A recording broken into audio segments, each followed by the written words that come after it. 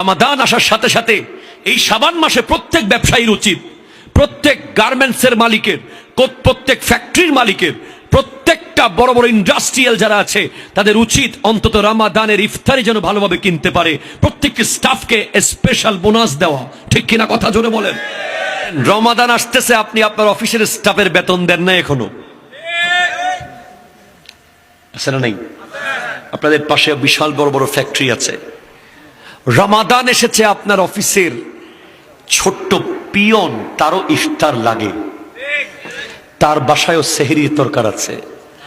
আপনি আজকেই আপনার পিয়নকে ডেকে জিজ্ঞেস করেন, তোর ইফতারের জন্য কত টাকা লাগবে এক মাসের, দিয়ে দেন। আপনার দারোয়ানকে দেন, ড্রাইভারকে দেন। বড় বড় কোটি কোটি কোটি টাকার মালিক অলরেডি ঘরের মধ্যে ফ্রিজের উপরে ফ্রিজ পুরাইতেছে রমজানের খানা।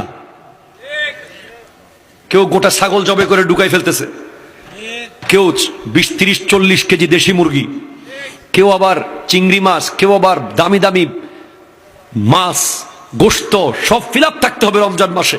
থাকুক, তবে মুখে গোশতের টুকরাটা দেওয়ার আগে, সেহরির লোকমাটা মুখে দেওয়ার আগে চিন্তা করা উচিত আমার স্টাফরা সবার ঘরে ইফতার কেনা হয়েছে কিনা। ঠিক কিনা কথা বলেন, কথা বল না। আমার এই বক্তব্য শুধু আপনাদের জন্য নয়, এটা পুরো বিশ্বের জন্য।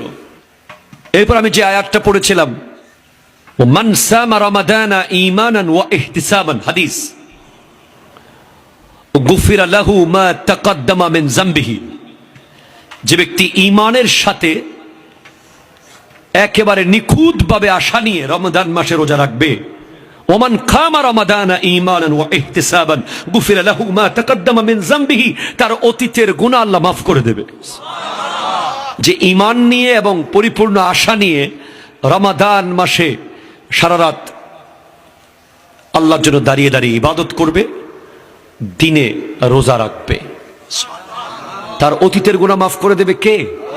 আরো জোরে বলেন কে? শুধু গুনাহ মাফ করবে না, তার বিনিময় হয়ে যাবে স্বয়ং আল্লাহ রব্বুল আলামিন ইরশাদ করছেন, আস-সাওমু লি ওয়া আনা উজজা বিহি, রোজা আমার জন্য, আমি নিজেই রোজার প্রতিদান। আল্লাহ বলেন, I am the reward of Ramadan, আমি আল্লাহই রোজার প্রতিদান। জোরে বলেন সুবহানাল্লাহ।